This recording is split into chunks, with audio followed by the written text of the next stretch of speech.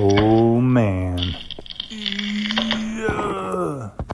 So obviously that's not how we started or planned to start, but it's pretty common. I wanted to give you guys a couple tips of how I use Drawknife to remove a mass amount of material pretty quick from a handle tongue, and to kind of shape that tongue so it fits in the eye of the axe. If you see here, I try and keep this Drawknife pretty low. Like, I like sliding back and kind of aiming up my next stroke here. And, you know, it naturally creates a nice taper to it. So it's not too important there. Obviously, you want to keep a nice sharp Drawknife. And, yeah, you're just whittling away. And you want to go deep enough down so you start to get some of the lower parts of the handle too. So here, you know, this was the unexpected, right? Or to be expected sometimes, right? Bang! And bang! So these are tear outs, right? So we have grabbed way more material than we wanted. It's not the end of the world. There's more than one way to do this. So right now I'm putting a little more pressure on the back of the Drawknife, and I'm really pushing down on it to make sure it takes like a nice shallow kind of draw on that.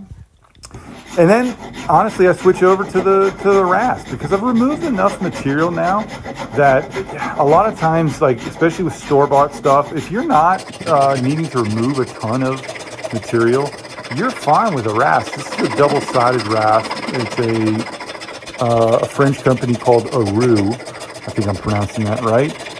And yeah, it's a 5 grit and a 9 grit, front to back.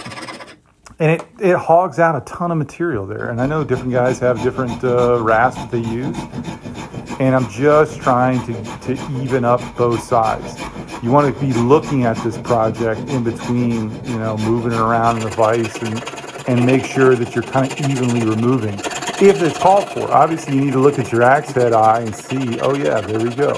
You know, it's actually a little banged up or something, or it's a slightly asymmetric.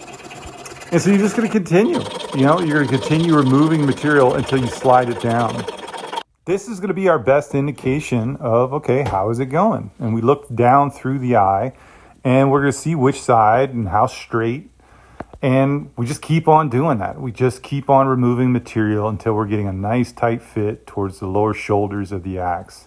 And what's really holding on the axe to its position is focusing on this, the compression side, right? This darker section here is the compression that we get by forcing that axe head on. And then when we put the kerf in and we mount it, you know, and we put the wedge in, that's what's going to hold that position. So it's, you know, the wedge is only doing but so much. Once we center it up, we're good to go. You can check out some of the other videos on how the wedge is put in, but I hope this helped with some Drawknife tips. Thanks.